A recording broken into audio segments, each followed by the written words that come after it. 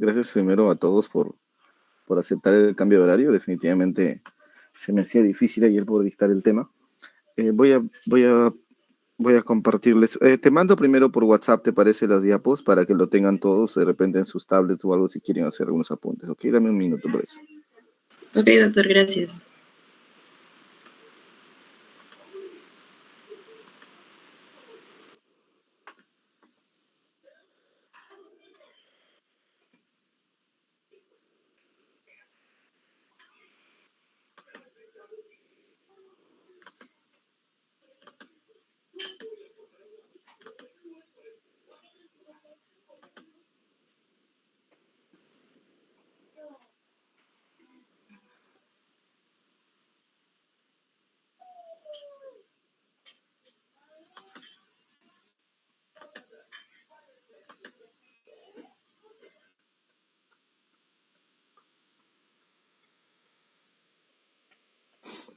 Ya.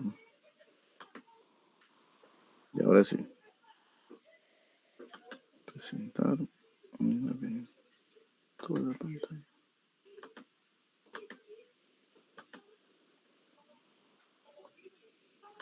¿Se nota mi pantalla? Sí, doctor. Bestia. Punto láser, vamos a ir al inicio, perdón.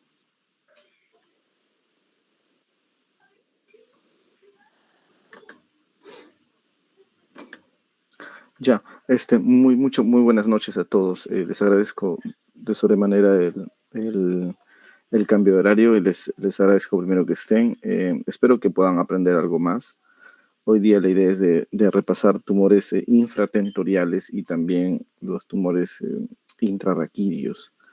Ok, son dos grupos de tumores en general que son muy parecidos en cuanto a la histopatología, porque, digamos, las estructuras involucradas son similares, ese es el motivo por el cual vamos a encontrar mucho el mismo tipo de histología tanto en fosa posterior como intrarraquídeos.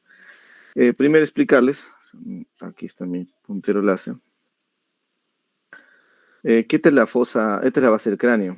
La base del cráneo la dividimos en fosa anterior, fosa media y fosa posterior en base a la cresta esfenoidal y en base al borde superior del peñasco. ¿Ok?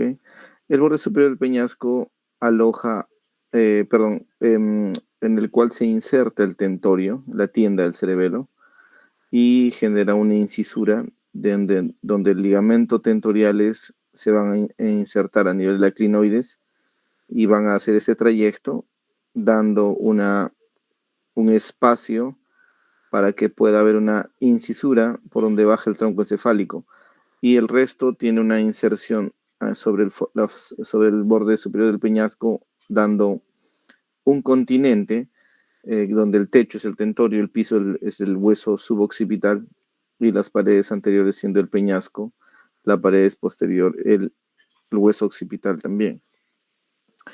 Entonces, en este espacio vamos a tener ciertos órganos, ¿no? ¿Qué órganos tenemos aquí? O sea, ¿qué estructuras? ¿No? Tenemos el tronco encefálico, tenemos el cerebelo, y entre el cerebelo y el tronco encefálico también tenemos al cuarto ventrículo. Esas son las estructuras que se encuentran dentro de la fosa posterior, pero ¿qué originan estas estructuras, sobre todo el tronco encefálico? Nervios craneales. Y estos nervios craneales van a salir a través de orificios que la base del cráneo de la fosa posterior va a brindar. Entonces, nosotros, por convención académica, decidimos separar los tumores en extraaxiales e intraaxiales. Cuando hablamos de los tumores de fosa posterior en niños y en adultos, resulta siendo algo diferente, sobre todo por la predominancia de los tipos de tumor. Cuando hablamos de adultos, hablamos de extraaxiales e intraaxiales. ¿Ok? Cuando hablamos de niños, hablamos sobre todo de histología de orden, si es un tumor benigno o maligno. Nosotros aquí utilizamos más la localización. Entonces, en fosa posterior de adultos nos importa mucho la localización anatómica. Entonces, hay que aprender un poco a leer resonancia, hay que aprender a recordar un poco de la neuroanatomía de la fosa posterior. Entonces, extraxial le llamamos a todo lo que está pegado al hueso y a sus orificios. Intraxial le llamamos a todo lo que está dentro del parénquima cerebeloso, el tronco encefálico y el ventrículo, parenquimal e intraventricular. Y de acuerdo a esta división, nosotros tenemos una más clara el panorama de cómo es, qué tipo de histología o qué tipo de tumor es el que se viene. Cuando hicieron un estudio en esto en el Instituto de Neurociencias de Glasgow, en Escocia, ellos reportan en 5 años, un periodo de 5 años, cómo es la distribución de los tumores, los supratentoriales e infratentoriales. En los supratentoriales de adultos y en los supratentoriales de niños, la distribución en niños era menor que la de adultos. En adultos tenemos el 84% de los tumores son supratentoriales, por encima de la tienda del cerebelo. Solamente un 16% son infratentoriales. Caso contrario del niño. En el niño lo más prominente es que sean infratentoriales. Y lo más interesante es que en niños no solamente la gran mayoría son infratentoriales, sino que 2 son los tumores que dominan esta estadística. Y esos son el astrocitoma pilocítico y el meduloblastoma. Los 2 probablemente sean las lesiones más frecuentes de la fosa posterior en niños, ¿ok? Y representan la mayor cantidad de tumores de fosa posterior, en realidad, del niño en general dentro del encéfalo. Lo que nosotros nos compete esta clase es los tumores de fosa posterior en adultos. Y esto nos trae un poco de complicaciones. ¿Por qué? Porque, miren, si bien es cierto, solamente representa el 16%, miren la distribución. 6, 4, 2, 1, 1, 1. O sea, no hay una predominancia alta de un tumor sobre otro. Largamente, no. Diferente en el caso de niños, donde 2 tumores predominaban sobre todo sobre los demás. Entonces, esto nos preocupa. ¿Por qué? Porque significa que tenemos que aprender schwannoma, tenemos que aprender metástasis, tenemos que aprender hemangioblastoma, tenemos que aprender algo de astrocitoma, tenemos que aprender meningioma, tenemos que aprender meduloblastoma. Y entonces vamos a encontrar una serie de tumores que tenemos que ir aprendiendo el día de hoy. Esta es una distribución que hemos presentado nosotros en el Rebagliati. El 2022, hicimos una pequeña distribución y nos dimos con la sorpresa, por ejemplo, que los neurinomas, de 120 neurinomas que se operaron ese año, los que son schwannomas vestibulares, o sea, los que era el 6% o lo más frecuente en el caso de tumores de fosa posterior del reporte que hicieron el Glasgow, en adultos representa el 7.5%, lo cual está bien. ¿No? Es más o menos el 6% de lo que representaba en esta representación, ¿no? Schwannoma 6%. En el Rebagliati 7.5%. ¿Ok? De ahí nos nombran a las metástasis. Lastimosamente las metástasis sí son difíciles de poder seguir porque las metástasis pueden presentarse en varios lugares. En general las metástasis representan el 22% de todos los tumores intraxiales, Pero en caso de fosa posterior representa más o menos solamente un 5% de todas las metástasis que se operan. ¿Ok? Entonces ahí no hay una correlación directa. Otro de los datos, los hemangioblastomas representaban el 2% de los tumores. ¿Ok? En el caso de hemangioblastoma representa el 2%, el 3% en el Rebagliati. Astrocitomas pilocíticos sobre todo son patología de niños, ¿okay? O de adultos jóvenes. Nosotros no tenemos mucho astrocitoma en fosa posterior, ¿ok? Hemos tenido astrocitomas sí, pero en supratentoriales, ¿ok? Tenemos el meningioma y el meduloblastoma. El meningioma, lastimosamente, como insisto, esta distribución que presentamos no es una distribución suprainfratentorial claramente, pero los meningiomas son muy frecuentes, 50% de los tumores extraxiales son los meningiomas y gran parte son de la fosa posterior. Y por último, los meduloblastomas y los ependimomas. 1%, claro que sí. Hemangioblastomas, 3%, les dije, meduloblastomas se presentaron 5 el año pasado, representó el 5%, Y los ependimomas, que debe estar aquí, perdón, ependimomas 3%. Ok, o sea, sigue siendo la repartición muy similar a lo publicado en otros lados. En el Perú se sigue teniendo ese mismo tipo de representación. Ok, entonces vamos por aquí. Siguiente. Para nosotros siempre distribuimos como decimos en intraxiales, extraxiales. ¿Por qué? Porque a nosotros nos facilita el poder memorizar, el poder distribuir en nuestra cabeza un poco cómo son los tumores. Y en general, los extraxiales les dije que está en relación al hueso de la base del cráneo y a los orificios de salida. Ángulo pontocerebeloso, foramen yugular, clivus, foramen magno. Mientras los intraxiales están en relación a las estructuras parenquimales como el cerebelo, el tronco encefálico, el cuarto ventrículo. Ponemos un asterisco y sumamos a los de la glándula pineal, porque si bien es cierto están en el límite entre supra e infratentorial, tienen un comportamiento parecido a los de infratentorial. Entonces, esto es importante. Si podemos diferenciar un cerebelo, un tronco encefálico, un cuarto ventrículo en una resonancia, podemos diferenciar un ángulo pontocerebeloso, un clivus, un foramen magno, un foramen yugular en la tomografía o resonancia magnética. Nos va a ir diciendo qué tipo de tumor puede ser el que estamos presentando. Entonces, si podemos conocer la anatomía de la fosa posterior, tanto parenquimal como ósea, nos va a dar mucha información sobre el tumor al cual estamos peleando. Entonces vamos a ir, por ejemplo, en el tema de extraxiales, ¿ok? De los que hablamos de base de cráneo o sus orificios. El principal es el neurinoma o schwannoma de la envoltura de las células de Schwann, de la envoltura de los nervios periféricos, porque recuerden que las células de Schwann están en los nervios periféricos, mientras las células de las oligodendrocitos están en el sistema nervioso central. Ok, los schwannomas o neurinomas son uno de los tumores más frecuentes y los meningiomas son otro de los tumores más frecuentes. Probablemente entre los dos estén la mayor cantidad de tumores de la base del cráneo, del clivus o de los orificios. Hay otro tumor bien particular que es el cordoma, que también lo vamos a notar, lo vamos a repasar un poquitito, que es un tumor clásicamente preguntado por el tema de ser un tumor exclusivamente de clivus.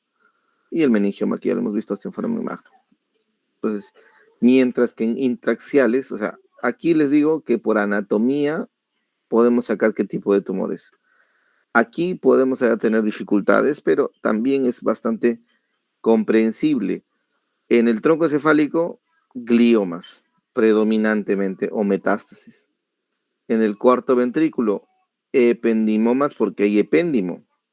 Hay plexo coroideo, por lo tanto, papilomas. Y como crece a veces del techo del cuarto ventrículo, es decir, del cerebelo, del vermis, a veces hay meduloblastomas.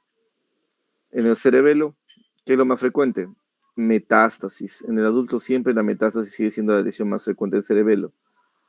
Incluso hay una afirmación que es como un asterisco, que un paréntesis que quisiera darles, que dice: ¿cuál es la masa más frecuentemente vista en fosa posterior? Es el infarto. O sea, cada vez que alguien ve una hinchazón, una masa que está creciendo dentro de una fosa posterior, de un cerebelo, lo más probable es que eso sea un infarto cerebral. Es lo más frecuente. Ahora, cuando hablamos de tumores, ¿cuál es el tumor más frecuente de fosa posterior, perdón, de cerebelo? Es la metástasis. Ahora, cuando hablamos de cuál es el tumor primario de cerebelo más frecuente, es el hemangioblastoma. ¿Ok? Son tres posibles preguntas que puedan venir a su examen. ¿Cuál es la masa más frecuente? ¿Cuál es el tumor más frecuente de cerebelo? ¿O cuál es el tumor primario más frecuente de cerebelo? ¿Ok? O puede decir, ¿cuál es el tumor extraxial más frecuente? ¿O cuál es el tumor intraxial más frecuente? Y justamente ahí vamos a empezar a desarrollar un poco el desarrollo de las diapositivas. ¿Ok? Muy bien. Con estas consideraciones vamos a empezar con los extraxiales.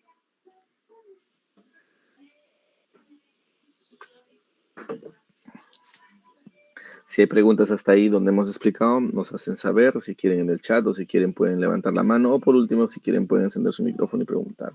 Todo es válido. Cuando hablamos de tumores extraxiales, nosotros hablamos del hueso o sus orificios. ¿Ok? El agujero más grande que uno puede ver aquí es el foramen magno, ¿verdad?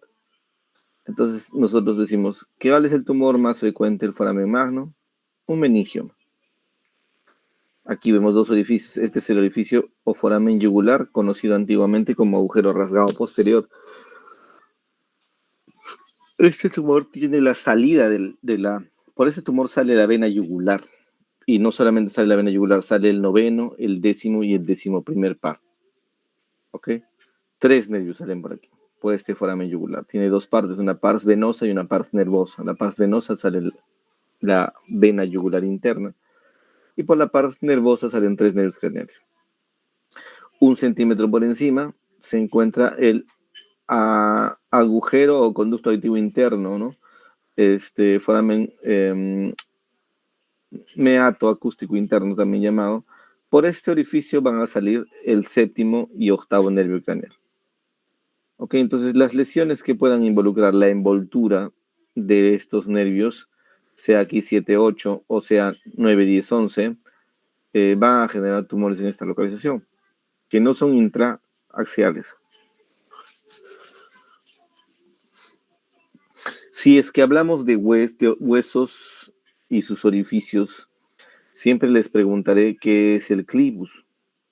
Eso también puede ser una pregunta de su examen de final, ¿no? El clivus es un hueso formado principalmente por la unión de este hueso occipital con el hueso esfenoidal. Los dos se unen y hacen el hueso o la estructura llamada clivus. Y el clivus puede tener también sus tumores. Entonces ahí vamos a hacer el desarrollo de los extraxiales. Miren, cuando hablamos de los más frecuentes, ¿no? Según la lista que les nombré, ¿cuál era el más frecuente? El más frecuente era el neurinoma en la fosa posterior del adulto, más conocido como schwannoma vestibular. Ok, schwannoma vestibular. Eso nos dice qué tipo de histología es. Significa que son células son tumores de células de Schwann, que son las células productoras de mielina, ¿no? En el sistema nervioso periférico. Miren, este es el ángulo pontocerebeloso conocido, clásico. Aquí está el puente, aquí está el cerebelo, y aquí hay un ángulo. A esto se llama el ángulo pontocerebeloso. Entonces, los tumores que están en esta región del ángulo pontocerebeloso, es interesante estudiarlos, ¿no? El más frecuente, el schwannoma vestibular. Es como todos los tumores extraxiales, bueno, en la mayoría, son tumores de crecimiento lento. ¿Ok? Usualmente el nervio, octavo nervio craneal, tiene dos componentes, una parte coclear y una parte vestibular. La mayoría de estos tumores nacen en la parte vestibular. ¿Es el más frecuente el ángulo pontocerebroso? Sí. Pueden ser bilaterales, sí, también. Imagínense que aparezca un tumor aquí y otro tumor aquí. Eso es frecuente en una enfermedad que se llama neurofibromatosis tipo 2. ¿Ok? Neurofibromatosis tipo 2. Y esa particularidad, el hecho de que teniendo un paciente que tiene dos tumores en los dos ángulos pontocerebrosos, es un criterio diagnóstico de neurofibromatosis tipo 2. ¿Ok? Si ustedes revisan esto de los bancos de preguntas internacionales, una pregunta clásica, insisto, eso de banco de preguntas que de repente no les sirva para la vida, pero sí puede ser que les sirva para un examen de residentado médico, es que la proteína S100, que es un marcador inmunohistoquímico de la patología, o sea, utilizan los anatomopatólogos, da diagnóstico de schwannoma. ¿Ok? La proteína S100 es diagnóstico de schwannoma. Existen dos tipos de células, sí, porque lo hemos visto en sala de operaciones, unas células compactas y unas células laxas. De esto se interpreta porque son dos tipos de células o la distribución de las células son de una manera diferente. Por ejemplo, cualquiera sea el caso, igual la afectación original es hipoacusia neurosensorial, es la primera sintomatología de los pacientes, asociado a acúfenos y vértigo. ¿Ya? De hecho, el schwannoma no es exclusivo del octavo nervio craneal. También solemos encontrarlo en el noveno, es lo más frecuente que encontremos en el noveno. Y por su localización en el séptimo puede afectar hacia arriba el quinto, o obviamente el séptimo, que tiene que ver con el nervio del movimiento del rostro, el nervio facial. Entonces el octavo nervio craneal por compresión le puede dañar al séptimo o al quinto que está más arriba.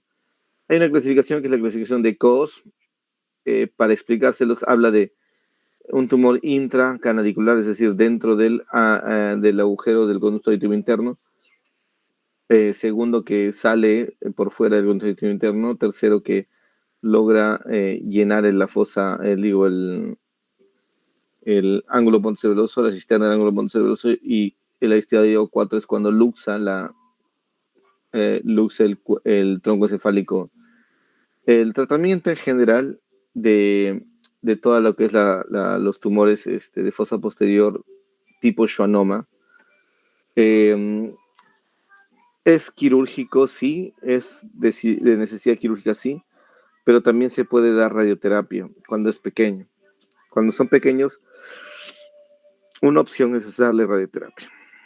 ¿Okay? Acá tenemos algunas imágenes.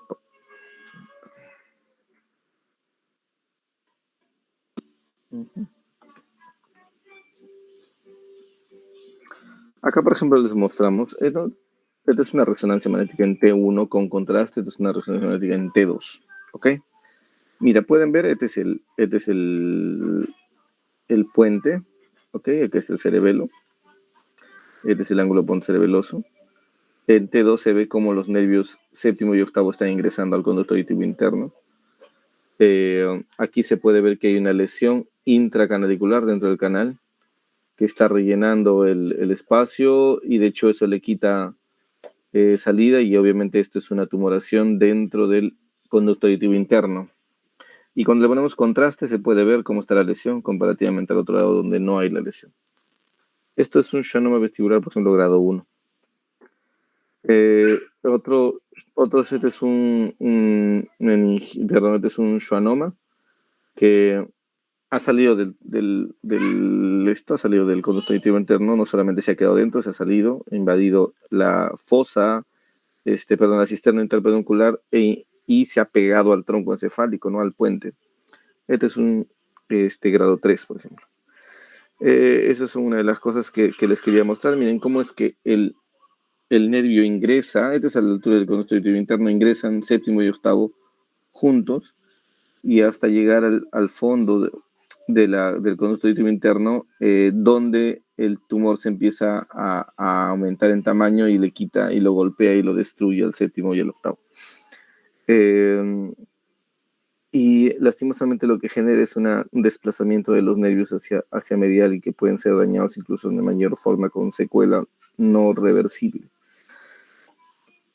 Este es un ejemplo, por ejemplo, de un COS4. Es una lesión que está dentro del ángulo pontocerebeloso, dentro del conducto auditivo interno, y encima de invadir el cerebelo también invade la protuberancia y luxa la protuberancia, y esto es una manifestación de un peligro inminente, ¿no? Esta persona definitivamente va a tener que ir a cirugía, ¿no? Hay que dar sin contraste, con contraste. Eso es en cuanto al schwannoma vestibular. ¿Lo que es schwannoma vestibular? El segundo, cuando hablamos de tronco encefálico, de ángulo pontocerebeloso, el tumor más frecuente es el schwannoma vestibular que acabamos de terminar de ver. El segundo tumor en frecuencia en este segmento es el meningioma. Ok, el meningioma. Cuando hablábamos de que al tener dos tumores en el ángulo pontocerebeloso derecho e izquierdo, es criterio de neurofibromatosis tipo 2, también debemos considerar el hecho de que no es obligatorio que los dos tumores sean schwannomas. Pueden ser uno de ellos meningioma, el otro schwannoma, o los dos meningiomas. Y eso sigue siendo criterio de neurofibromatosis tipo 2. Entonces el tema es tener dos tumores en ángulo pontocerebeloso, no importa la histología. Criterio de neurofibromatosis tipo 2. Las meningiomas no nacen de ahí dentro, donde está el canal, donde es el orificio, aquí dentro, donde es el orificio del conducto auditivo interno. No es el origen del tumor. O sea, aquí dentro Ahí no nacen los meningiomas. Son más superficiales, son de la superficie del peñasco. Ujú. Siempre de la superficie del peñasco, ¿no? No suelen meterse, incluso el conductivo interno muy poco se meten. Puede haber, pero no es algo frecuente. Entonces los meningiomas, si bien es cierto, estamos hablando del ángulo pontocerebeloso, los meningiomas pueden aparecer en cualquier localización del encéfalo. Característicamente existe el meningioma de foramen magno, ¿ok? El meningioma del peñasco, que también por la localización decimos que es de ángulo pontocerebeloso, ¿ok? Los meningiomas que están en la periferia, que se llaman de convexidad cerebelar, y un meningioma que cuelga del tentorio, que se llama tentorial.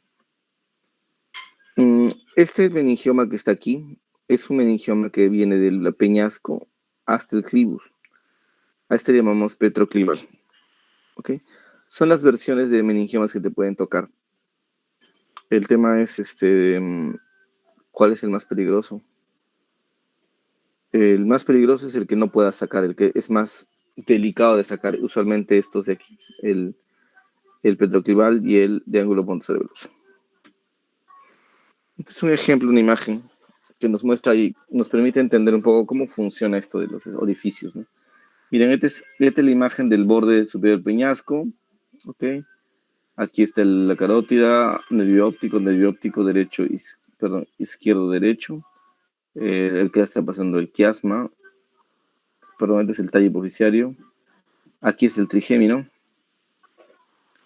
y en el orificio posterior a eso debe ingresar el séptimo octavo, y debajo de ellos el noveno, décimo primero. Cuando el tumor empieza a crecer alrededor, cerca del orificio del ángulo pontocerebeloso, incluso en el quinto o en el séptimo octavo, va a darte una sintomatología dependiente del nervio que afecta. Y entonces si uno no lo trata, el nervio va creciendo. Y eso es un problema porque el tumor puede ser que no se quede ahí arriba, sino que en general incluso pueda seguir invadiendo hacia la base del cráneo y la fosa posterior. Entonces la forma que se va creciendo, va desarrollándose un tumor meningiomatoso. Entonces, ¿eso de qué depende? Un poco de dónde está invadiendo, ¿no? El complejo séptimo octavo, el complejo noveno, décimo primero en el foramen yugular, o el trigémino. Estos son ejemplos de meningiomas, por ejemplo. El primero de que ven arriba. Este de aquí es el meningioma de peñasco, meningioma de ángulo pontocerebeloso. ¿Ok? Puede haber un meningioma que sea más medial, o sea, que no termine aquí, sino termine justo aquí, adelante. Y que la línea de implantación del la línea de implantación del tumor está dado entre el tronco y el cerebelo, y eso se llama petroclival, dentro del peñasco y el clivus. Entonces, a este tumor, donde está en la imagen, este de aquí probablemente es el más complicado, este se llama petroclival, y aquí lo tenemos representado, petroclival. Entonces, este es de peñasco, y este es peñasco y clivus junto. Este es más difícil que sacar que este. Y si hablamos de foramen magno, que estamos viendo la parte más baja, de donde está el bulbo, el foramen magno también quita espacio. Y tienen que, igual, es una localización muy, muy apretada, con alto poder de desarrollo de lesiones, y es el foramen magno. Pero si no se hace nada, probablemente el tumor crezca y sí haga daño. Hace poco tuve una paciente que tenía justamente un meningioma del foramen magno, no deseaba operarse y fue sometida a radioterapia. Estuvo mejor, redujo el tamaño por cerca de un año y al año y medio volvió a crecer. Y como volvió a crecer, la paciente todavía negaba su tratamiento, se volvió a enviar negaba la parte quirúrgica, se volvió a enviar a radioterapia, le dijo que no había nada más que hacer, que ya había recibido radioterapia, no se puede reirradiar prontamente. Y bueno, la señora tuvo que aceptar que va a ser operada, ¿no? Entonces, los meningiomas de ángulo pontocerebeloso son complejos, son peligrosos y es entendible que las personas no quieran operarse, pero al mismo tiempo no te quedan muchas otras opciones. Otra de las versiones de los meningiomas de fosa posterior es esta, se llama meningioma tentorial. Okay. Este meningioma tentorial no está dependiente del hueso peñasco, como hace un rato hemos visto. Este es dependiente de la tienda, ¿no? De la tienda del cerebelo. Y obviamente está hacia la lateral y hacia abajo. El tercer tumor de los extraaxiales, uno ha sido el neurinoma, dos ha sido el meningioma y el tercero es el cordoma. Y el cordoma es una lesión pues típica de clivus, o sea, siempre que les van a preguntar, o sea, en las preguntas de tanto este examen como de residentado médico, ¿cuándo debe la respuesta es cordoma? Cuando te preguntan cuál es el tumor de clivus más frecuente o tumor de sacro más frecuente. Entonces, son tumores de línea media, los cordomas, que se derivan por unos restos de la notocorda que deben desaparecer y que no desaparecen. Si bien es cierto, es benigno de forma histológica, localmente se comporta muy agresivo, comiéndose mucho el hueso, ¿no?, de la base del cráneo. Afecta a adultos y puede localizarse hasta en 60% de los casos y el resto en región del sacro. Típicamente las células son histológicamente bajas, pero funcionan como una termita, como si te estuvieran carcomiendo toda la base del cráneo. Y no solamente se genera un proceso inflamatorio. Entonces, igual hay que darle cirugía y radioterapia lo más pronto posible. Esta es una imagen del clivus. ¿Ok?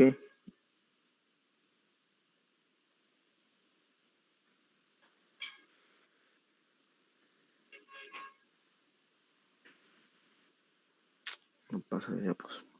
Un segundito, ¿no? Se ha colgado.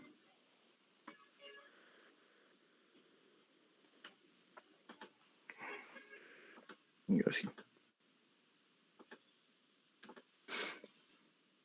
¿Se ven las diapositivas así? ¿Me confirma? Sí, doctor. Este es el clivus, una vez más. Aquí está el clivus en la imagen de la unión del hueso occipital con el hueso senoidal. Y en este clivus, que normalmente acá arriba está la silla turca, acá detrás está el tronco, cuando sucede un proceso tumoral dependiente del clivus, el cual lo grada, y no solamente eso, sino crece el tumor, y lo que produce es una lesión del tronco, o sea, zona peligrosa. Este es un tumor de clivus. Clásicamente, insisto, preguntado por qué es el tumor típico de clivus, típico de sacro. Ahora sí. En la parte extraaxial que hemos hablado de schwannoma, hemos hablado de meningioma y hemos hablado de cordoma. ¿Ok? Las metástasis son raras en la parte extraaxial. ¿Ok? Las metástasis son más frecuentes en la parte intraaxial. O sea, cuando hablamos de cerebelo o de tronco. Pero de todos modos puede haber metástasis extraaxiales, puede haber. Y por eso es que lo vamos a tocar aquí en este tópico. Insistimos en ser el tumor maligno más frecuente en el encéfalo. Incluso puede ser que la metástasis no solamente se quede dentro del hueso, sino también, que no se quede solamente en el parénquima, sino sea extra e intraaxial.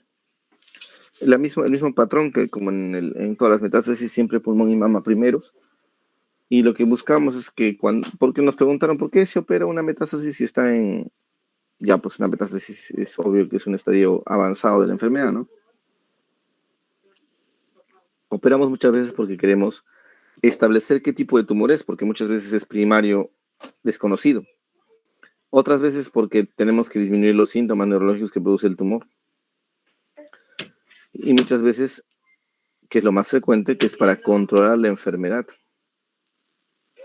Ok, entonces, esos son los objetivos de tratamiento. Entonces, por ejemplo, aquí, esta es una lesión pequeña, pero es una lesión pequeña con gran sintomatología en el cerebro. Entonces, una lesión dentro del tronco encefálico, ¿no? Aquí otra lesión intracerebral. Entonces, definitivamente, Las metástasis pueden presentarse de formas diversas o distintas, pero son peligrosas y son las más frecuentes.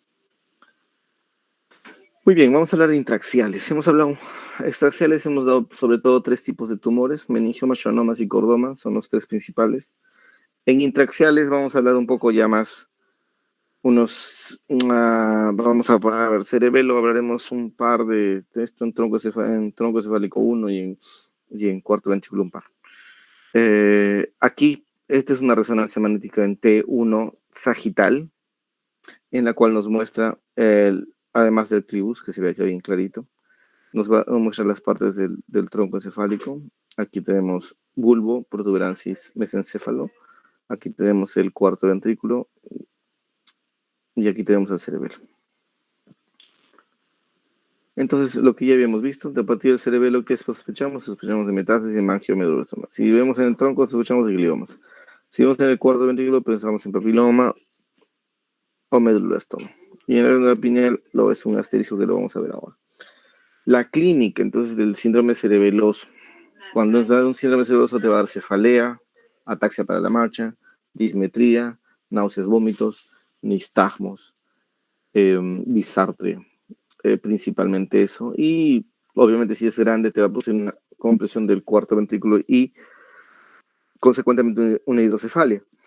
Mientras cuando las lesiones están en el tallo encefálico, tanta sintomatología no es real, lo que te va a dar sobre todo son alteraciones de la fuerza, hemi o cuadriparesia.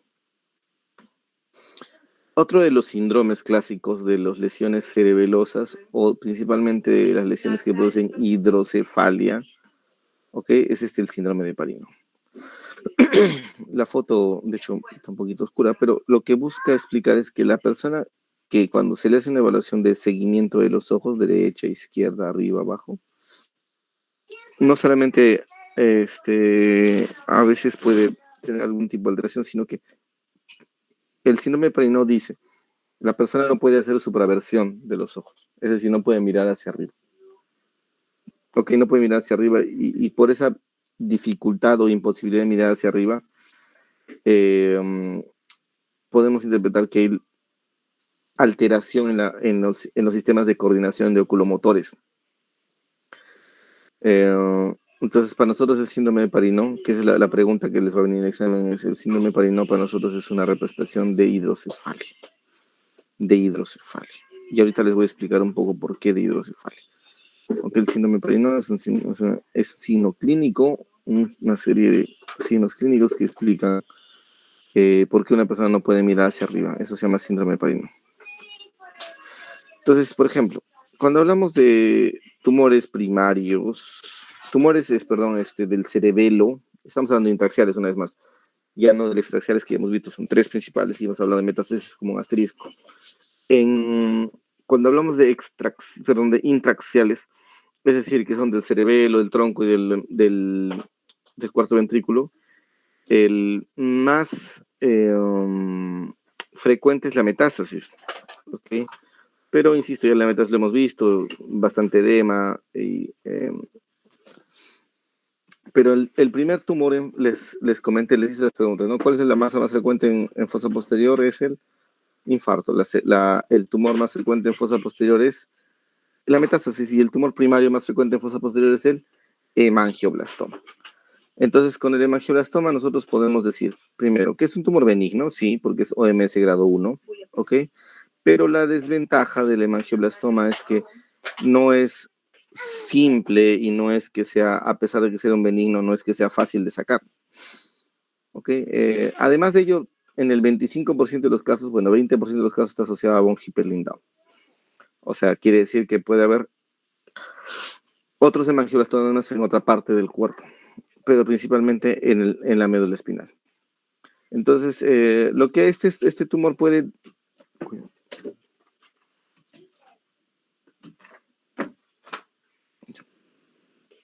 Este tumor se presenta principalmente en el cerebelo, ¿ok? En el hemisferio cerebeloso. La mayoría de veces es quístico con un nódulo sólido. Menos veces es sólido puramente.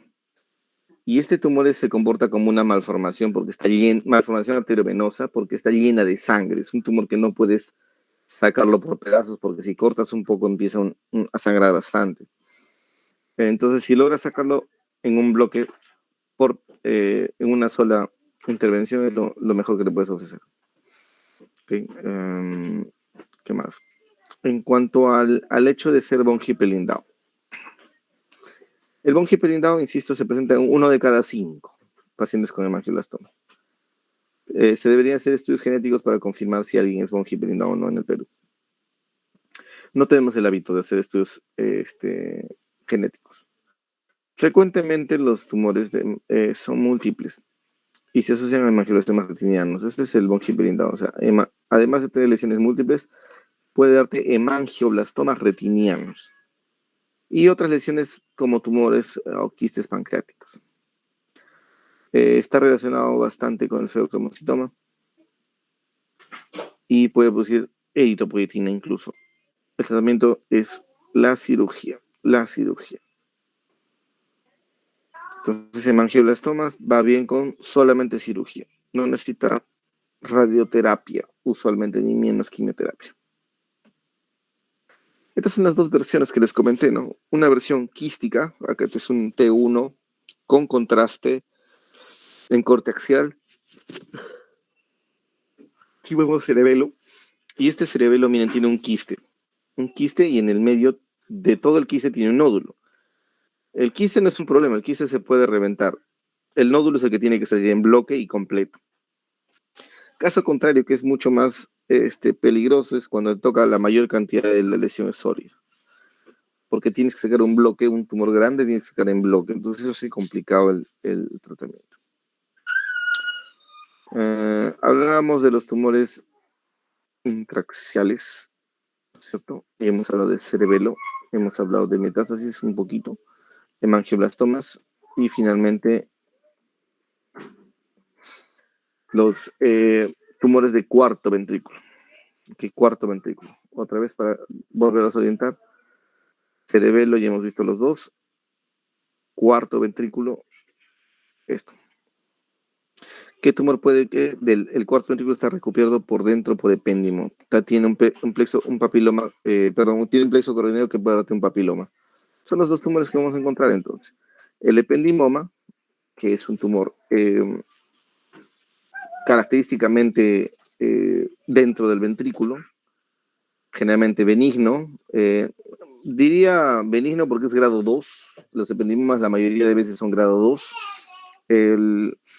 Hay una variante grado 1 que se llama subependimoma. Esa es la más bonita. Ese avanza menos. Y hay una versión más mala del ependimoma que se llama ependimoma anaplásico, que es un grado 3. En realidad el ependimoma puede presentarse en cualquier parte de la médula espinal o del tronco encefálico. Y por eso es que se recomienda cuando encontramos un hemangioblastoma, cuando encontramos un ependimoma o un meduloblastoma, que son los 3 típicos de fosa posterior primarios, siempre es bueno completar un estudio con estudio de resonancia magnética de médula espinal. ¿Ok? Entonces, esto puede localizarse a lo largo del neuroeje, o sea, en cualquier parte, tanto de médula espinal como de tronco encefálico. El ependimoma, como son células ependimarias, son parte de la glía, por lo tanto son considerados gliomas. Lo clásico del ependimoma es que crece en el suelo del cuarto ventrículo, en la fosa romboidea, en el piso del cuarto ventrículo. ¿Ok? Como toda lesión en el cuarto ventrículo puede producirte hidrocefalia. En el caso de niños, el ependimoma es más frecuente que sea espinal. O sea, perdón, en adultos es más frecuente encontrar un tumor en la médula espinal que en la fosa posterior, a diferencia de los niños. ¿Ok? Los ependimomas pueden tener ciertas calcificaciones en sus imágenes. El tratamiento es resecar e ir a radioterapia, por ser grado 2 al menos.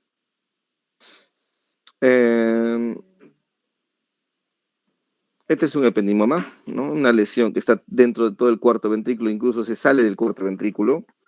Ok, puede tener parte quística, pero la mayor cantidad es sólido. Ok, y este es un ependimoma probablemente. Otra vez la misma imagen, ven la altura del bulbo, ese es el bulbito, el bulbo. A la altura del bulbo está lleno de tumor.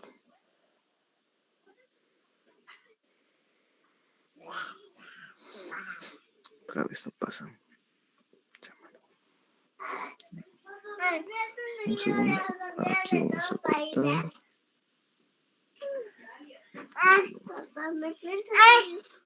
Ajá. Y ahora sí cargamos esto de nuevo. Ahora sí se ve las diapositivas. Sí, doctor. Ahí acá. Listo. Entonces les decía, ahí está el ependimoma. El ependimoma a la altura del corte axial, a la altura de la base de, perdón, a la altura del bulbo. Esta es una tomografía de un ependimoma que a veces nos va a mostrar ciertas calcificaciones. El cuarto ventrículo luxado. Les decía que el ependimoma es un tumor que nace del epéndimo, que puede estar recubriendo el cuarto ventrículo, sobre todo en su piso. El méduloblastoma, que es el tumor más frecuente en los niños, maligno, grado 4 MS, a diferencia del ependimoma que es grado 2, a diferencia del angioblastoma que es grado 1, el méduloblastoma es grado 4 MS y quiere decir que es maligno. Y como maligno que es, no solamente es un problema que tenemos que resolverlo pronto, sino que el medulloblastoma, lo más importante es que es frecuentemente en niños y a veces es lo que terminamos operando en adultos, es una recidiva, es un crecimiento nuevo de una lesión que se operó en niños. ¿Ok? Perdón. El tumor es encefálico más frecuente en los menores de 5 años. ¿Ok? Es muy frecuente en niños, pero como estamos hablando de adultos, la mayoría de veces que operamos un medulloblastoma es un tumor que ha vuelto a crecer en un adolescente, un joven, en un adulto joven. ¿Ok? Esta es una pregunta de examen de residentado médico, por eso se las pongo. Está asociado a un cromosoma que se llama el cromosoma 17. ¿Ok? Cromosoma 17. Y tiene la característica histológica de parecerse a una roseta de Homer Wright. Ok, esto es porque el tipo de tumor se llama neuroendodérmicos o neuroectodérmicos, perdón. Son neuroembrionarios, son tumores que tienen que ver con lesiones neuroembrionarias, ok. Por eso es que todos los tumores de esta misma familia, PNET, tienen esta roseta Homer Wright. Y como el más frecuente es el medulloblastoma, por eso es que es típicamente preguntado. Y además de ser un tumor maligno y además de ser un tumor más frecuente en niños, maligno, y además tener el cromosoma 17, lo preguntamos porque también está relacionado a ciertos síndromes, como el síndrome de Gorlin, que quiere decir que es medulloblastoma cerebelar más carcinoma vasocelular nevoide en alguna parte del cuerpo, o un síndrome de Turcot, que quiere decir paciente con medulloblastoma en cerebelo y encima de eso tiene una poliposis colónica. Entonces, el medulloblastoma, tumor maligno más frecuente de los niños, puede estar en el cerebelo, pero también puede estar en el vermis, ¿ok? Cerebeloso. Y el problema es que cuando está en el vermis cerebeloso, se parece al ependimoma, pero el nacimiento del medulloblastoma es del techo del cuarto ventrículo, no del piso. Del piso es el ependimoma, el medulloblastoma es del techo, ¿ok? ¿Qué más? Vamos avanzando. Como todo medulloblastoma, los medulloblastomas pues sabemos que son malos. ¿Verdad? Si toca un medulloblastoma es mala idea, mala fe. Si eres niño y te ha tocado, pues bueno. Entonces se han hecho un estudio porque algunos medulloblastomas van muy bien y otros medulloblastomas van muy mal. Y al final definieron que existe 4 variantes de medulloblastoma, ¿ok? Y acá está justamente la predominancia, ¿no? Niño, infante o adulto, y de acuerdo a eso también su grado de agresividad o el pronóstico. Si el pronóstico es bueno, por ejemplo, si te toca esta versión, el pronóstico es pobre si te toca la forma grado 3, y de esa manera vamos sacando ciertas conclusiones que no todos los medullostomas son tan agresivos como pensábamos. Esta es una imagen de una lesión que es un medulloblastoma, ok, que está llenando el cuarto ventrículo, ¿ok? cuarto ventrículo. Lo voy a pensar siempre en una persona joven, eso es lo primero que se me ocurre. Persona joven, medulloblastoma, una gran probabilidad si está en esa localización. Tiene ciertas clasificaciones y captación de contraste. En la secuencia difusión, ese es un poco el tema a veces. No sé si creo que en teoría no hacemos un repaso de secuencias de resonancia magnética. Existe la T1, la T2. De la T2 existe la secuencia T2, T2 simple, T2 flare, T2 ecogradiente y T2 difusión. Y la secuencia difusión, que quiere decir si el agua difunde a través de los tejidos, nos dice que si hay mucha celularidad, entonces lesiones muy hipercelulares como un tumor maligno, la difusión se restringe, es decir, aparece blanco en esta secuencia. Cuando un tumor es agresivo o está en replicación, los bordes del tumor o la gran, digamos, masa del tumor va a ser hiperintenso en difusión. ¿Ok? Esa es una característica del medulloblastoma, ser hiperintenso en difusión. Entonces, de estos dos últimos tumores siempre decimos esta conclusión, ¿no? Si encuentras un tumor en el cuarto ventrículo, piensa, ¿no? Si es del techo, medulloblastoma vermiano. Si es del piso, ependimoma. Les decía que en el cuarto ventrículo puede haber ependimomas, en este caso también puede haber medulloblastomas, pero también puede haber papilomas. Y los papilomas son tumores de los plexos coroides. Usualmente, la mayoría de veces nos tocan grado 1. Un tumor que lo que hace es básicamente un efecto de masa, quita espacio, lo sacas y desaparece todo el problema. La cirugía le va muy bien y es bastante captador de contraste. Aquí está un ejemplo, parece una roseta. Les decimos que se parece a un popcorn, o sea, una palomita de maíz o un canchita, como quieran llamarlo. Y eso es algo que es particular de este tumor, ¿no? O sea, la forma. Y da mucho tiempo, da mucho espacio, evoluciona muy lento. Papiloma plexo coroideo. A ver si tiene la diapositiva.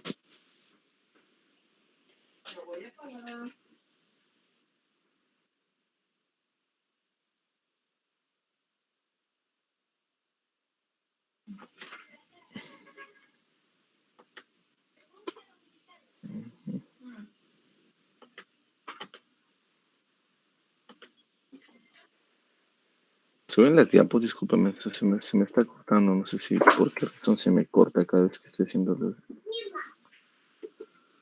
diseño, transición, presentación. Sí se ve, doctor.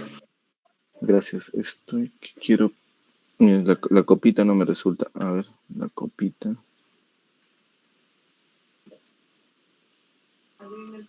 La copita F5, F4, ¿cuál es la presentación F5? No. Presentación desde la presentación. Ahí está. Entonces, este es el papiloma plexo coroideo. Solamente estoy un poco hablando de medulloblastoma, que no debería hacerse porque se hace solamente en pediatría principalmente, y el tema de pediatría ustedes lo han hecho, y el astrosoma pilocítico, que también es un tema de pediatría, pero dado que existen también adultos que vemos astrosoma pilocíticos, lo pongo. Insisto que es el tumor más frecuente benigno en niños, grado 1 MS, a diferencia del medulloblastoma, que es el tumor maligno más frecuente en niños, grado 4 MS. Y la presentación está pues en niños de 10 a 12 años, ¿no? ¿Por qué lo traigo a cotación el astrosoma pilocítico? Porque su característica de resonancia magnética es muy parecido al hemangioblastoma. Muy parecido al hemangioblastoma. Entonces a veces nos confunde. Cuando logramos resecarlo bien, el pronóstico es excelente y la resección, todo bien. Sobrevida 10 años y 94%, ¿no? Por ejemplo, hace un rato les mostré que había un quiste con un nódulo intramural, ¿no? En este caso, un quiste como el hemangioblastoma, que puede ser medio meoquístico, ¿ok? Y eso a veces hace que uno tenga en la cabeza que el pilocítico o el hemangioblastoma tienen esta misma imagen, ¿no? Es un quiste lleno de líquido con un nódulo intramural. Y el nódulo es el que tiene que desaparecer, ¿no? Entonces, quiste en fosa posterior con nódulo captador de contraste, la pregunta es, si es niños, piensas en astrostoma pilocítico. Si es adultos, piensas en hemangioblastoma. Y así vienen sus preguntas de examen, ¿ok? Así van a venir. O sea, les van a decir, les vamos a contar una historia de un niño de 8 años y les vamos a decir que tiene una lesión quística con un nódulo captador de contraste. Ustedes van a responder mangio o astrostoma pilocítico. Lo más probable es que no se equivoquen, ¿no? Ahora. Ya todo eso es cerebelo. Vamos a ir a los dos últimos puntos que son tallo encefálico y, o sea, hemos visto cerebelo y cuarto ventrículo que son los más frecuentes. Vamos a ver tallo encefálico, tronco encefálico, que es lo mismo, y pineales. Ok, en tallo encefálico el tumor principalmente es glioma. Si no es metástasis, es glioma. Y el problema de los gliomas es que la mayoría de veces están en la protuberancia. 80%. Y lo peor de todo es que cada vez que aparece un tumor en tronco encefálico es glioma y está en protuberancia, es que no lo podemos operar. Y que se vayan a morir. Eso es lo malo de esta localización. Cuando es en mesencéfalo o es en bulbo, lo intentamos resecar, intentamos reseccionar, pero no siempre se puede. Hace un rato hablábamos, ¿se acuerdan del síndrome de Parinó, que les dije que significa hidrocefalia? El síndrome de Parinó, que era una persona que solamente miraba hacia el techo y no podía bajar su mirada, perdón, no podía mirar hacia el techo, solamente tenía la mirada hacia abajo, que le llamamos imagen en sol poniente, porque no puede mirar hacia arriba, parece una raya con medio redondo que es en nuestra pupila hacia abajo. Es una hidrocefalia, dilatación de este acueducto mesencefálico y la lesión alrededor de las estructuras que se encuentran aquí por la hidrocefalia. Entonces, la idea era, digamos, entender cómo es que el Parinó se produce. Ahora, ese es el tema del tallo encefálico, pero miren, si hablamos ese es mesencéfalo, ¿no? Si hablamos de protuberancia, si te sale un glioma en esta parte, estás frito, ¿no? Porque no vas a tener forma de poder pelear o poder resecarlo sin dañar tan grande la estructura que es la protuberancia, ¿no? Por ejemplo, esta es una lesión infiltrante de la protuberancia, ¿no? Aquí otra lesión dentro del tallo encefálico, dentro del tallo encefálico. Mal pronóstico, los tumores de tallo. Para terminar lo que son tumores en general, vamos a ver los tumores pineales. Y los tumores pineales, pues, es un plus. No sé si ese es en un tema especial. No me acuerdo que es en el sílabus que lo hayan puesto como un tema especial. Los tumores pineales son tumores particularmente especiales, porque siendo la glándula pineal, o llamado glándula epífisis, o llamado tercer ojo, o llamado una glándula que tiene que ver con el ciclo sueño-vigilia, ¿no? La melatonina y todo eso. Siendo una glándula muy pequeña, que incluso está calcificada en ciertas veces, el tipo de lesión que te pueda presentar, ¿no? O sea, tiene un montón de posibilidades, desde las germinales y los no germinales. Y cuando hablas de germinales, para nosotros nos es fácil y poder decir, ¿no? Si es un tumor germinal, un germinoma, por ejemplo, el tratamiento es fabuloso porque no necesitas hacer una resección mayor, simplemente le das la quimio-radioterapia que corresponda, porque son extraordinariamente radiosensibles y resulta desapareciendo el tumor. Okay, es una gran ventaja pero el problema es cómo diagnosticamos si eso no es un germinoma con solamente imágenes. No se puede. Y lo que hacemos es, cuando vemos un tumor que viene de la glándula, perdón, de la región pineal, le tenemos que hacer marcadores tumorales y en suero. ¿Ok? Vamos a hacer marcadores tumorales en LCR y suero, los cuales suelen ser negativos, pero les hacemos también ciertos marcadores de índole germinal, por ejemplo, la alfa-fetoproteína, la fosfatosacalina, la beta-HCG o la HCG en general, y de acuerdo a sus resultados y sus niveles, podemos, con los oncólogos, decidir si el paciente es o no es tributario de ser un tumor germinal, y si dicen que es un tumor germinal, como los que tienen acá, va a ir a tratamiento quimio-radioterápico, sobre todo radioterápico porque son sensibles.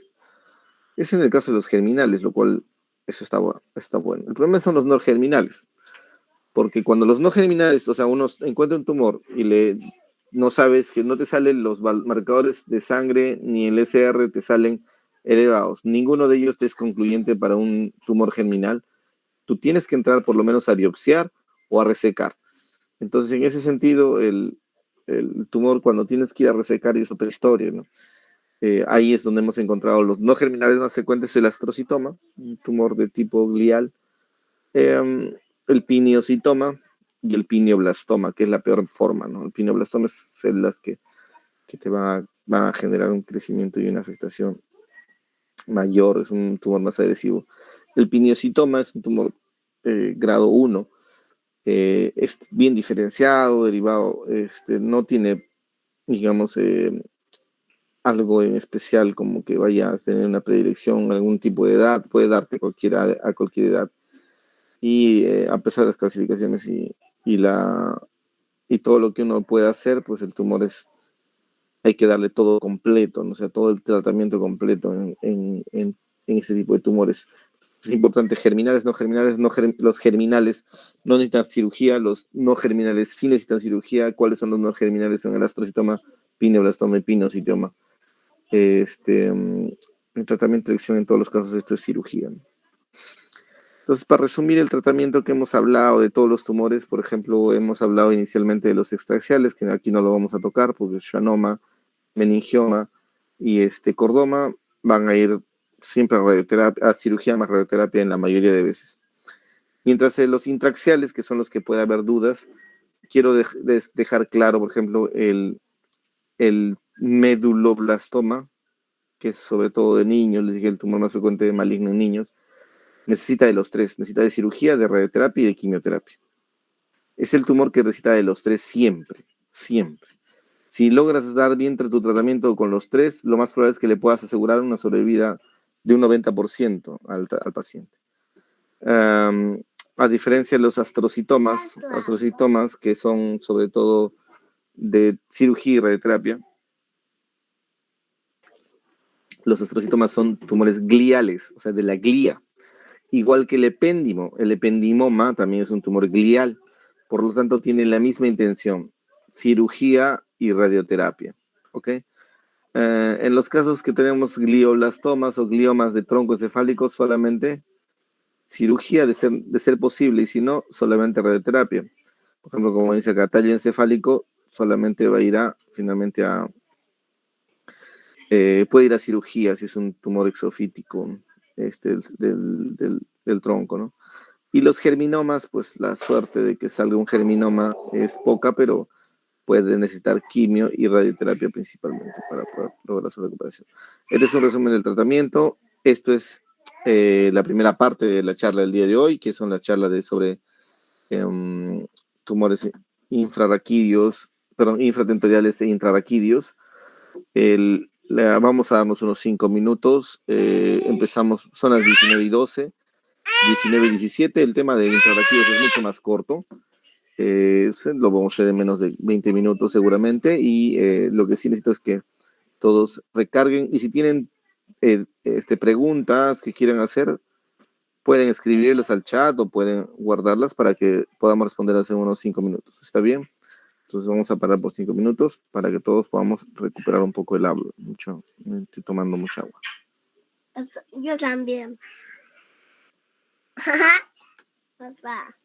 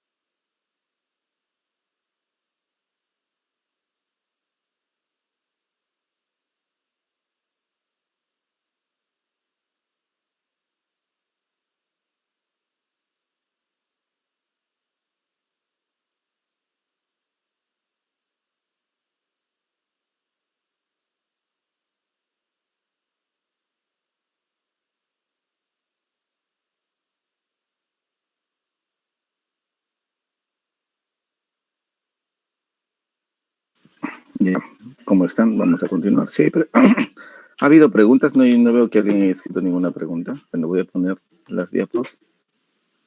Vamos a poner. Sí, no, doctor, está ahora todo claro. Eso me alegra, pero espero que sí, sí sea así. A ver, vamos a ver. La parte de esta. Aquí.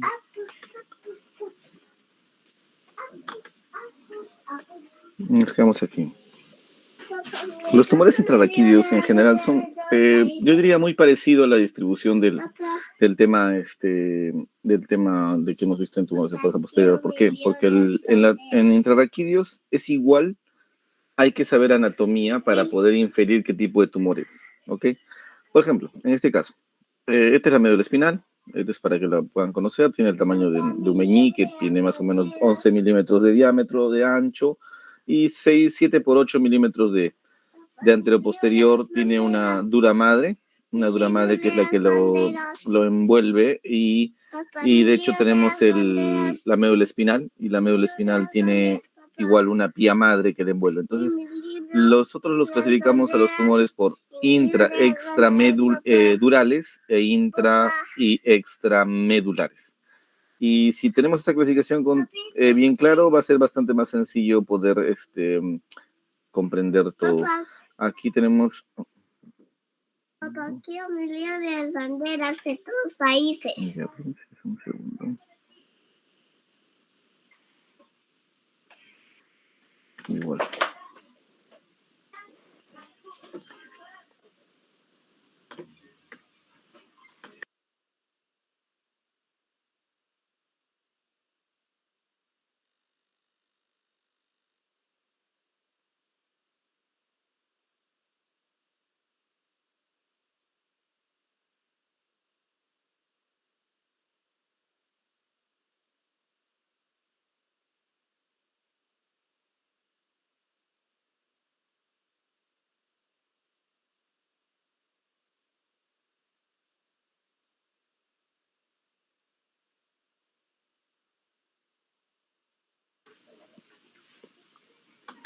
Este es mío. Este es mío. A ver, ahora sí. Esto es mejor. Les decía que lo más interesante cuando hablamos de tumores intrarraquídeos es definir si es intraextradural e intraextramedular. Esta es una foto de la caudequina y de la dura madre que lo envuelve. ¿Ok? Dura madre que lo envuelve. En la caudequina, todas las raíces están todas sueltas en un saco dural llenos de líquidos intrarraquídeos. Entonces nosotros tenemos esta clásica división, intraextradurales, ¿ok? Y si es intradural, si es extra o intramedular. Con esa definición hemos solucionado muchas formas anatómicamente de poder interpretar qué tipo de tumores. Vamos explorando esto. Extradural, fuera de la dura madre. Puede venir de cualquier parte, pero si está fuera de la dura madre. ¿Qué es lo más frecuente? Metástasis. Ok, metástasis. Y si hablamos de intradural, de intramedular, ¿no es cierto? Puede ser. Si es extramedular, o sea, no dentro de la médula, lo mismo que vimos en nuestros extracciones, ¿no? Meningiomas y neurinomas. Schwannomas y meningiomas son la mayor cantidad de los tumores. Mientras los intramedulares tienen que ver con el ependimomelastocitoma y el hemangioblastoma. Son los tres tumores que frecuentemente van a tener que ver con esto de la región intramedular. Entonces, si tenemos bien claro esta definición, va a ser mucho más fácil poder definir qué tipo de tumor es el que nos está afectando. Esta es la división, ¿no? Intramedulares, lo menos frecuente, 10%. Extramedular, 30%, ¿ok? Que sea intradural, pero extramedular. Y extradural, que es lo más frecuente, 60%. Repitiendo acá, ¿qué cosa es lo que es más frecuente extradural? Metástasis. ¿Qué es lo más frecuente intradural, pero extramedular como esta imagen? Meningiomas o schwannomas. ¿Qué es lo más frecuente en intramedular? Los astrocitomas o ependimomas. Ok, entonces si tenemos, volvemos a la misma imagen, ¿no? Aquí está la médula espinal, si está extradural, intradural, pero fuera de la médula, intramedular. ¿Ok? Son 3 tipos de tumores que nos van a decir que, de acuerdo a la localización, qué tipo de tumor puede ser el que nos esté afectando. Mismo ejemplo. Extradural. Yeah. Extradural, la mayoría de veces metástasis. Intradural, por ejemplo, que la mayoría de veces puede ser schwannomas o meningiomas. Intradural, que la más frecuente es que sea, pero intramedular, que lo más frecuente es que sean ependimomas o astrocitomas. ¿Ok? Entonces, la distribución, ¿no? Por ejemplo, ¿puede haber alguna lesión que esté en más de un espacio? Claro que sí. Muchas veces los tumores intradurales, pero que son extramedulares, como el schwannoma o el meningioma, pueden salir y hacerse extradurales. Entonces pueden estar en 2 espacios al mismo tiempo. Eso es una particularidad que pueden dar este tipo de tumores, sobre todo el schwannoma. Misma repetición del punto, ¿no? Extradural, intradural, intramedular. ¿Qué tipos de información te pueden alterar? La motora, van dando trastornos de la marcha, puede darte trastorno sensitivo con alteración de la sensibilidad, hipoestesia o anestesia, y trastornos esfinterianos que obviamente son muy, muy complicados de manejar en cuanto a las lesiones medulares. Un tumor intrarraquídeo está dividido en 3 grupos, eso ya lo hemos explicado varias veces y hemos bastante repetitivos en el tema. Pero, por ejemplo, en esta imagen, es una imagen en T2, sagital. T2, ¿por qué? Porque el líquido cefalorraquídeo es hiperintenso. Entonces, esto es una secuencia T2 sagital. Acá pueden ver que está marcado qué nivel es el que estamos viendo. Pero lo más interesante que quiero notarles aquí es médula espinal, ¿ok? Líquido cefalorraquídeo. Ven esta capita de aquí, es la dura madre. Y vamos a ver cómo se distribuye la dura madre. Miren cómo se hace la dura madre. Se separa, se junta y luego vuelve a separarse. ¿Qué quiere decir? Que en esta zona se encuentra una lesión. Pero esa lesión es extradural, ¿no es cierto? Extradural. ¿Qué es lo más frecuente en esta localización? Metástasis. ¿No es cierto? ¿Qué es lo más frecuente? Metástasis. Muy bien.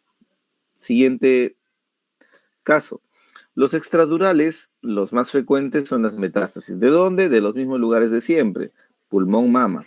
Existen los linfomas, ¿ok? Los linfomas que no siempre son metastásicos, algunas veces son primarios, ¿ok? Los linfomas pueden ser lesiones primarias que se localizan en esta zona de extradural y que pueden generarte síndrome de compresión medular. Esta es otra imagen, miren, que lo mismo interesante que veíamos hace un rato. Médula espinal, es una secuencia T2 en sagital. Vemos cómo este líquido cefalorraquídeo, aquí vemos la médula espinal, pero miren la médula espinal, cómo aquí no se junta, sino se abre y se separa de la médula espinal, ¿no es cierto? La dura madre. Entonces, aquí vemos que aquí hay una lesión intradural, pero como empuja al parénquima de la médula espinal hacia un costado, decimos es que es extramedular. ¿Y qué podemos decir de esto? Hemos dicho que lo más frecuente son schwannomas y meningiomas. ¿Ok? Lo más frecuente aquí son los meningiomas, por supuesto. Y cuando crecen, pues pueden hacerse extraintradurales. Menos frecuentes son las metástasis intradurales que las metástasis extradurales. Otra tercera opción, igual, médula espinal, saco dural, líquido cefalorraquídeo. Pero miren cómo la médula espinal, en su segmento cervical, es como si se dividiese, si se partiera, si se bifurcara, o una masa intramedular es la que está apareciendo.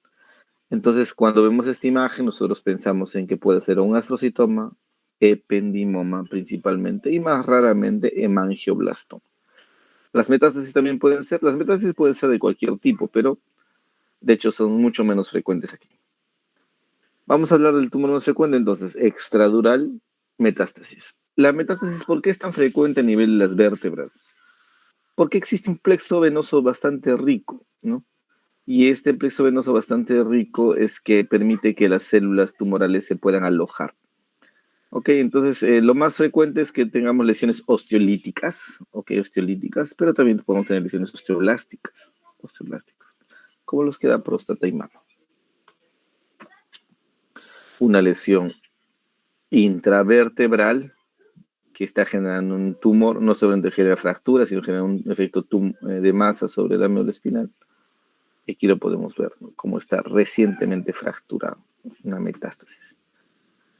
Otro tumor que hemos hablado de los intradurales, ¿no es cierto? El meningioma. El meningioma y el schwannoma. El meningioma, ya hemos hablado hasta el cansancio, que lo más importante del meningioma es la localización, porque en teoría es un grado 1, OMS. Pero la localización es lo que lo hace difícil. Si el meningioma está bien delante de la médula espinal y no lo puedes alcanzar a poder sacarlo todo, es mucho peor. Mientras la mayoría de veces está lateral o está posterior, entonces te permite sacarlos, ¿no? Los meningiomas, en el 90% de los casos son intradurales, ¿no? Son laterales, felizmente, y 18 son posteriores. Felizmente no son anteriores, porque los anteriores sería difícil de sacar. El síntoma de compresión medular es la más frecuente, se pueden sacar, pero también podrían regresar.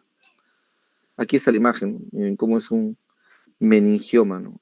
Es extramedular e intradural, que puede alcanzar más de una raíz, más de una raíz, y puede, este es el color que se ve en el intraoperatorio, un color gris, un color gris, que afecta a las otras raíces. Acá están las raíces, una, acá está otra. Esta es una imagen de resonancia en T1 con contraste, donde pueden ver el meningioma captador. El tercer tipo de tumor intradural, pero extramedular, es el neurinoma o schwannoma, ¿no? De los nervios periféricos que correspondan. Entonces, en este sentido, por ejemplo, podemos decir que sí es verdad, es un tumor de crecimiento lento. Nos enteramos cuando ya está haciendo clínica y porque ya está haciendo un gran tamaño. Y lo característico de la imagen, que es lo que vamos a ver justamente y que puede ser motivo de pregunta, es que tiene una forma de reloj de arena. Como todos los tumores, la mayoría son torácicos y suelen dar síntomas radiculares tempranamente.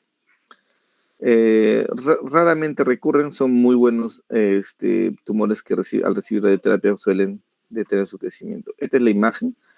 Miren cómo es. Pues yo les hablé de dos tipos de células, y cuando hablamos de encéfalo, de infratemporales, dos tipos de células tipo A y tipo B de Anthony, que eran unas laxas y unas compactas. En fin, estas laxas nos puede dar esta imagen naranja, ¿no? Del tumor, a diferencia de la médula espinal, que suele ser amarillenta, y el meningioma suele ser gris. Y lo que hacen no solamente es crecer dentro de la dura madre, sino a veces se salen con el nervio e incluso pueden llegar a salirse de la vértebra. Entonces ya no solamente se hacen intraextradurales, sino se hacen intraextrarraquídeos. Y eso solamente los schwannomas vestibulares, los schwannomas de médula espinal. Y dan esta forma, esta imagen en reloj de arena. Como es lenta, esta evolución es bastante lenta, horadan el hueso y logran hacer un hueco mucho más grande del hueso. Esta es la imagen, digamos, anatómica en dibujo de cómo nosotros encontramos el schwannoma. Ya hablando de los intramedulares, vamos a hablar de los dos más frecuentes, que son el ependimoma y el astocitoma. Del ependimoma les dije, son células ependimarias, son células dependientes de glía. Los ependimocitos son células dependientes de glía, por lo tanto son gliomas. Los ependimomas les dije que también son tumores que los podemos encontrar en cualquier parte de la médula espinal o del tronco. Y eso resulta, sí, claro, o sea, todo lo que es fosa posterior y médula espinal, ¿no? Y eso nos dice a nosotros que este tumor nunca hay que verlo por debajo. Son tumores tanto el ependimoma, el meduloblastoma, que lo vimos también en fosa posterior, el hemangioblastoma, que lo vamos a ver también ahora. Yo diría que son los tumores que siempre hay que pedir estudio no solamente de cerebro, sino de toda la médula espinal. O sea, hay que hacer 4 resonancias: cerebral, cervical, dorsal y lumbar. Entonces ya con estos ependimomas ya conocemos esto. Los ependimomas en general son más frecuentes en nivel espinal que en el encéfalo. Y es verdad que son aquí más frecuentemente vistos, o sea, todo lo que son intramedulares son más frecuentes vistos en cervical. Hay un ependimoma bien particular que es el preguntable, por eso es que se lo contamos, porque puede preguntarse en su examen o en examen de residentado. Es la variante mixtopapilar del ependimoma. ¿Y por qué es una pregunta? ¿Por qué es preguntable? Porque se encuentra a nivel del filum terminal, que es la parte final dentro de la cola de caballo. O sea, la cola de caballo son raíces que están bajando, pero el filum terminal es una prolongación de pía madre que va a ser un elemento de fijación, de sostén de la médula. Entonces, en ese filum puede haber un tumor, y ese tumor suele ser la variante mixopapilar del ependimoma, que es una grado MS1, y las cosas suelen ir bien con la resección. Igual, todo ependimoma después de resecado tiene que ir a radioterapia. Esta es una imagen, por ejemplo, de un ependimoma. Un ependimoma se hace la mielotomía, que es la durotomía, durales.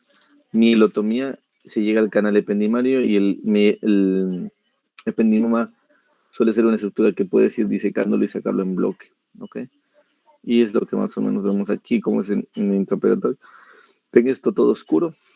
Ese oscuro es el tumor, ¿no? Es la zona tensa donde está el tumor. Y aquí en la resonancia vemos cómo homogéneamente se distribuyen, ¿no? Pues son tumores que tienen que resecarse de forma adecuada y de forma cuidadosa. Finalmente, el astrocitoma espinal, que no hemos hablado mucho de astrocitomas que son parte de la glía, pero a nivel espinal el astrocitoma es bien interesante porque, al igual que el ependimoma, se llevan el 30% cada uno. De repente, si no contásemos a la variante mixopapilar del ependimoma, el astrocitoma realmente sería el tumor más frecuente intramedular. Es usual que sea en cervical, pero es más frecuente visto en torácico. No suele ser como el ependimoma, bien en el medio, porque el ependimoma está en el canal ependimo, que es central. Este es un poquito más excéntrico, o sea, está más pegado a alguno de los dos hemimédulas. Y igual después de resecarlo hay que darle radioterapia. Esta es la imagen clásica de una resección tumor intramedular que se apertura por medio de una mielotomía, se llega al tumor, se trata de disecar mientras va resecando el tumor por derecha o por izquierda, termina y luego tienes que cerrar la mielotomía. Y eso es todo lo que les quería contar sobre intrarraquídeos. No sé si hay preguntas.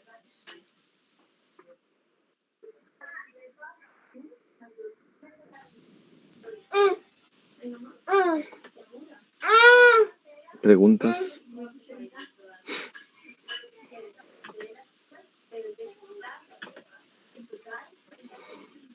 Bien, agradezco a todos que hayan estado presentes.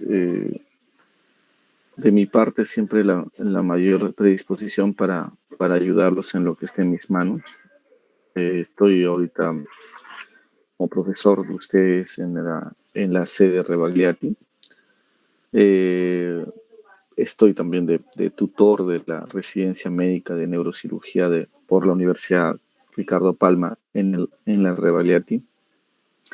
Tiene mi número telefónico y tiene mi correo electrónico. Si es que desean de repente realizar algún tipo de trabajo de investigación, tesis, o quieran realizar de repente prácticas fuera de sus horarios programados, siempre son bienvenidos y siempre se les va a dar la bienvenida a todas las personas que quieran dar más, ¿no? Entonces, nada, simplemente les agradezco su tiempo, que descansen, que tengan buen sábado. Buenas noches a todos. Gracias, doctor. Gracias, doctor. Muchas gracias, doctor. Buenas noches.